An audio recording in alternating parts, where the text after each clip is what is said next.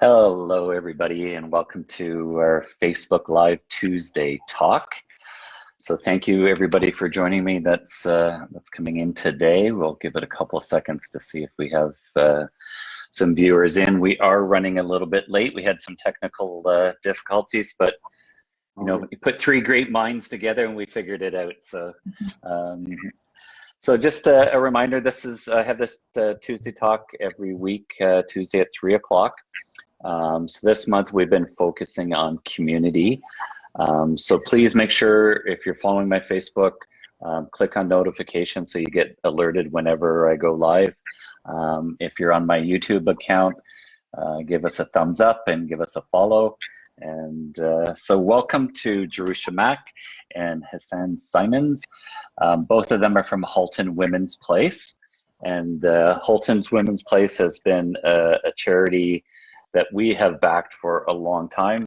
We've done the Hope in High Heels walk for, I don't know, maybe 6 or 7 years or maybe more.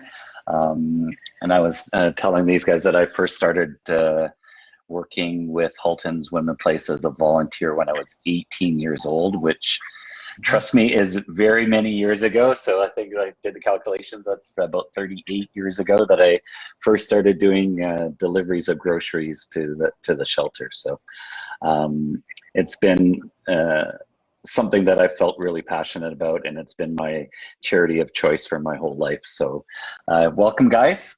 Thank you for joining me. Thank you for having us. Absolutely. So let's talk about, so Halton Women's Place obviously is, you know, it's most well known for its shelter and the things that it does for women, for abused women in situations and their children. And, you know, and that's been, you know, a great support. But what I've really been impressed with, and I love the focus on now, is on education. So, you know, maybe Husayn, you can share with us what the direction is for Halton Women's Place as far as education goes. Where are you focusing on your education right now? Well, thank you. It's nice to be here, and of course, it's a pleasure to be able to talk about these issues. And yeah, with Halton Women's Place, our public education team really tries to focus on helping school-age children, you know, from grade 1 all the way up to grade 12, understand these dynamics that contribute to creating healthy relationships and healthy communities. And it's sort of a preventative measure, right? So the more that we can educate children, the more that we can educate the public in terms of building and creating healthy environments, then we can create a society from that, right? That doesn't allow for abusive relationships to take place. We can make better choices about how to move forward in our relationships. Is this healthy for me? Is this unhealthy for me? Is this an abusive relationship, right?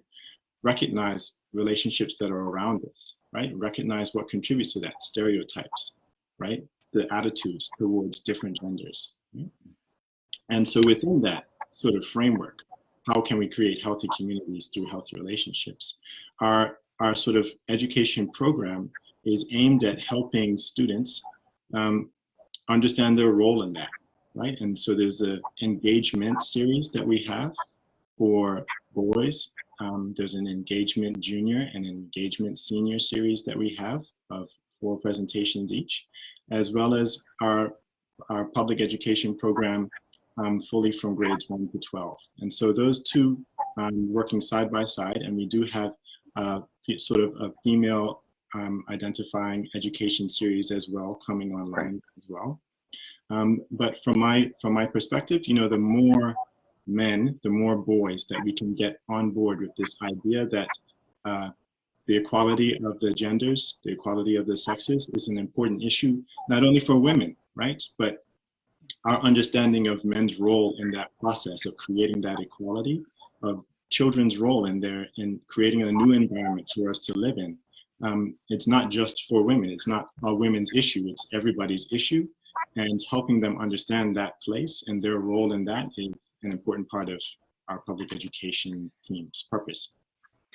Right. Yeah. Us as a society will be better off by this, right? It's not for one segment. It's for all of us. Exactly. Yeah, I totally get that. So Jerusha, how would somebody access this information? Is it shared through the schools, or can you share it, or can you go to a website, or what does that look like? Yeah, so right now our program, we run it at the Halton District School Board and the Catholic Board as well, so HCDSB as well. But really it's open to anyone in our community, doesn't matter what school board you're at. You can go to haltonwomansplace.com under our public education tab. You'll see where it says book now. So you can book presentations there. We tend to be booked a couple weeks in advance, which sort of speaks to like the demand that we get on a regular basis from the community. But we are always open to like either right now because of COVID, we're not doing in-class presentations. We haven't done that since March. So right now we have a lot more ability to be flexible and adaptable to what teachers, students, educators are looking for. So you can get our presentations as a pre-recorded presentation delivered to you via a secured YouTube link that you can share with your class, or you can book a live presentation online via Google Meet or Microsoft Teams, where you can get one of our public educators like Husayn or Andrea to join your class and go through one of the presentations. So if you're interested in either, go to haltonwomansplace.com, and under public education, you just book there. Okay, well, I'll make sure we add that link somewhere in this presentation. What will be added for sure. So Husayn, maybe we could talk a little bit too about us as men and maybe fathers and fathers of sons. Like I have two sons, so what is our role in this, and what should that look like? All right, that's a great question too, because when we're thinking about these issues of creating a society where equality is normal, right? Equality between the genders is normal, where we can find equity in our relationships as well. We understand that maybe there are different roles, but we can work on that and manage that within that relationship on an equal basis and with a shared understanding, right? But it's important for, maybe I am a father. I have twin 5-year-old girls. They just started kindergarten. Congratulations.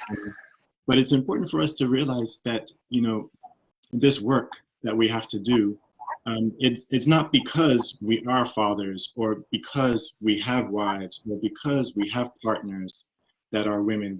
It's not because of that, right?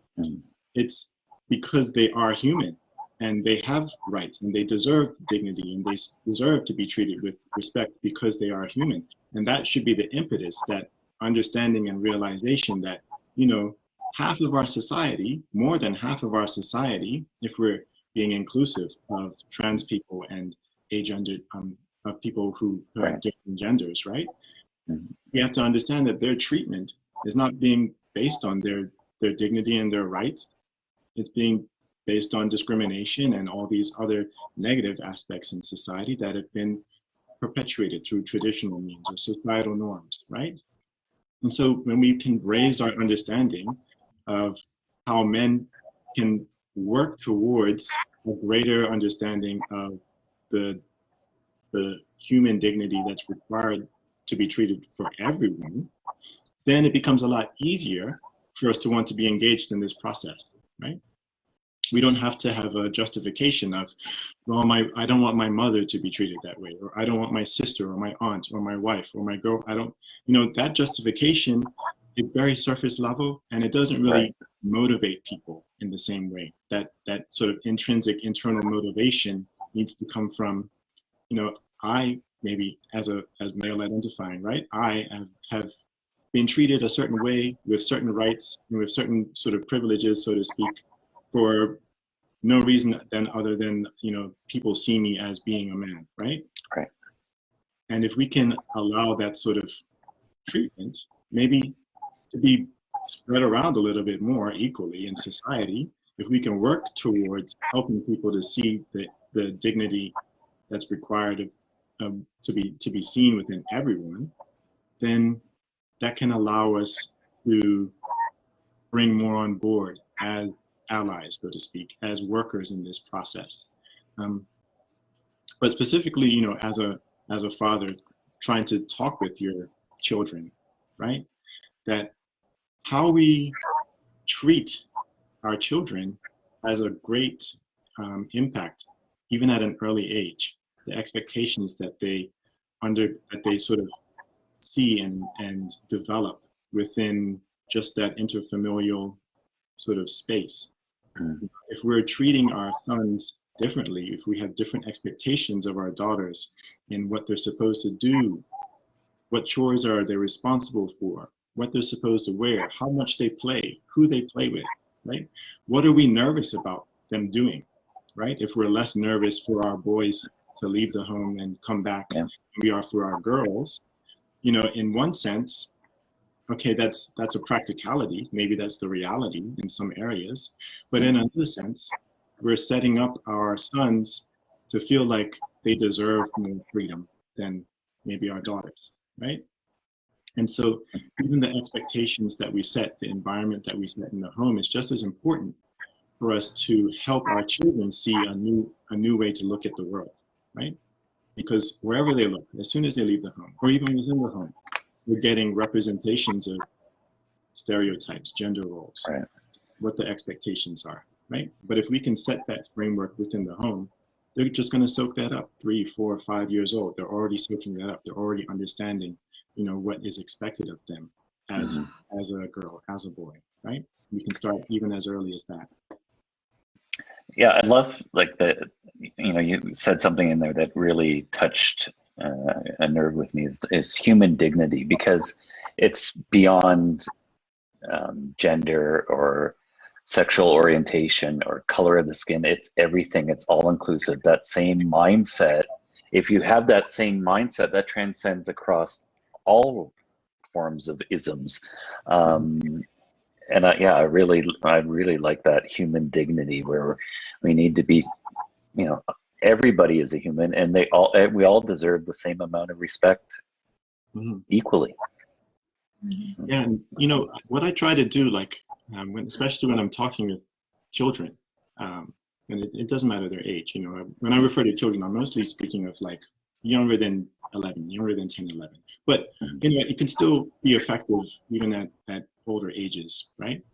Young people. I asked them, you know, so when did you choose to be whatever your background is, right? When did you choose to be white? Or when did you choose to be black? Or, you know, did you really choose to have male parts when you were born? Or did you really choose to, like, because at the core of it is we were born the way we are, and we are the way we are, but we didn't really work for that. We didn't work for any of that. And so society right now, how it's set up, is going to afford you privileges or discriminate against you or take away benefits from you based on something that you had really no choice over, right? And is that fair? Because justice and fairness is really something that gets kids going, right? They always want to. Yeah, for sure. Fair. If you have kids, you know all about fair. Kids know all about fairness. Yeah. If we can set it in a framework of like, is it really fair for us to be treating girls differently than boys just because they are girls? Like when we think about it that way with them, they get it like immediately, right?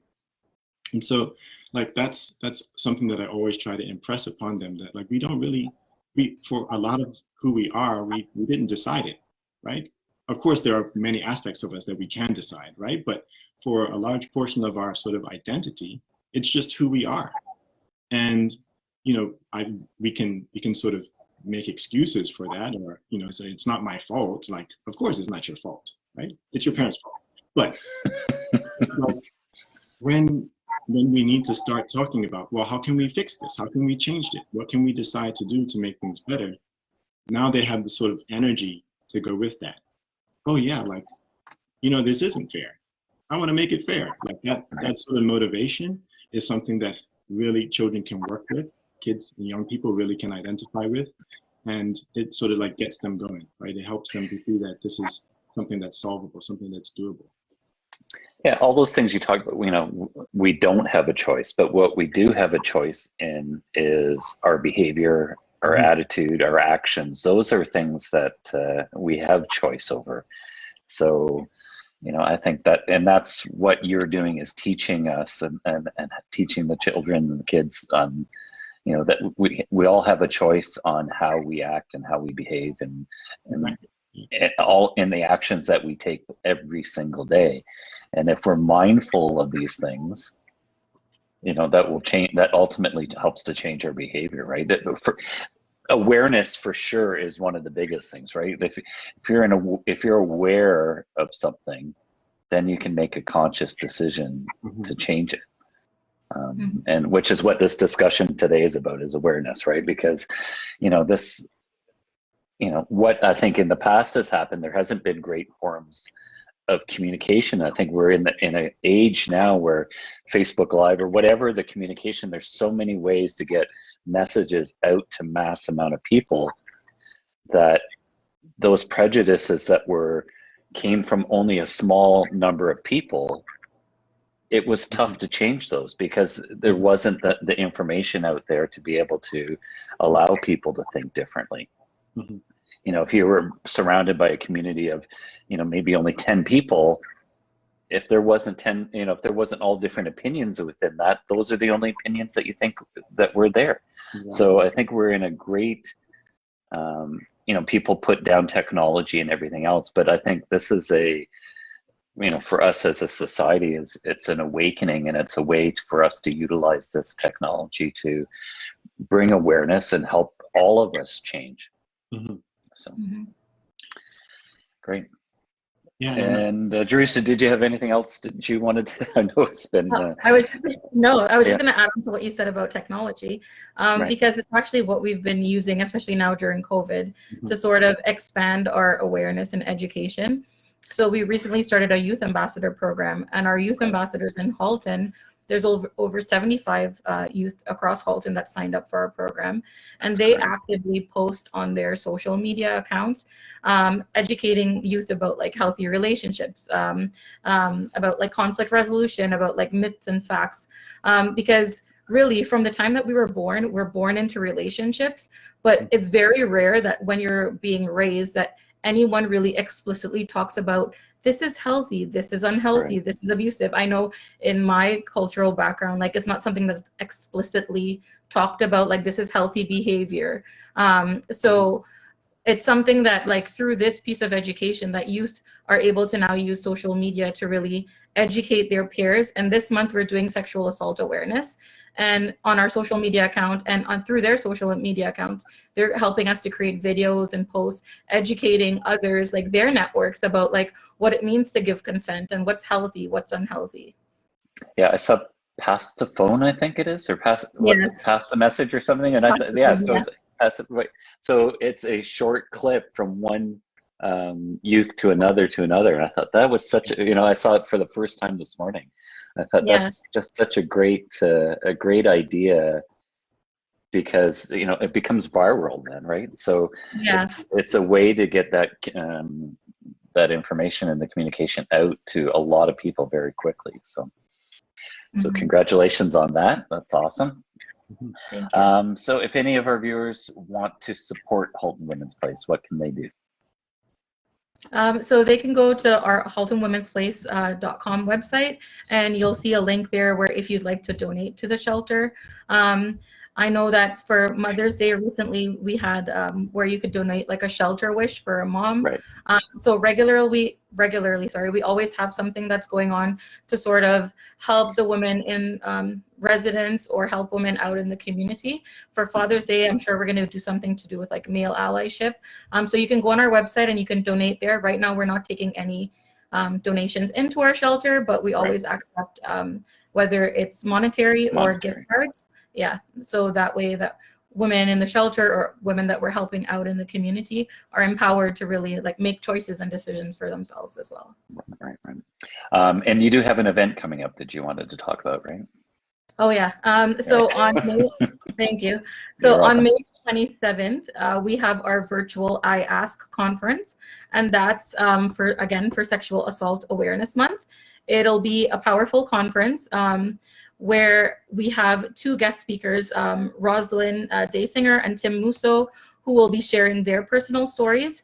They're going to be talking about how we can all be an active bystander, how to respond to disclosures, and they're also going to talk about rape culture. So sometimes when media reports on a sexual assault, how sometimes they can blame the victim, which is, it's not what we want to do. The only person responsible for sexual assault is the perpetrator. So discussing how, like, in our everyday narrative and even like within media coverage, we need to place the responsibility on the perpetrator of sexual violence. So if anyone is interested in signing up for our conference, you can go again to haltonwomensplace.com under events. You'll see the I Ask conference, and it's free to register. And again, it's on May 27th from 4 to 5:15 p.m. Okay, and we'll definitely be adding that link as well. And yeah, at least once a week, I'll repost a Halton Women's Place post, so that I know there will be more information on that. So I'll be sharing that across all my social media pages as well.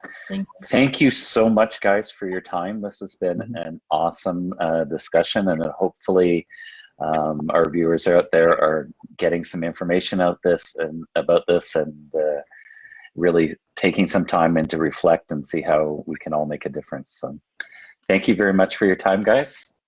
And we'll be talking really soon. Have a great day, guys. Yes, thank you. Thank you. Bye.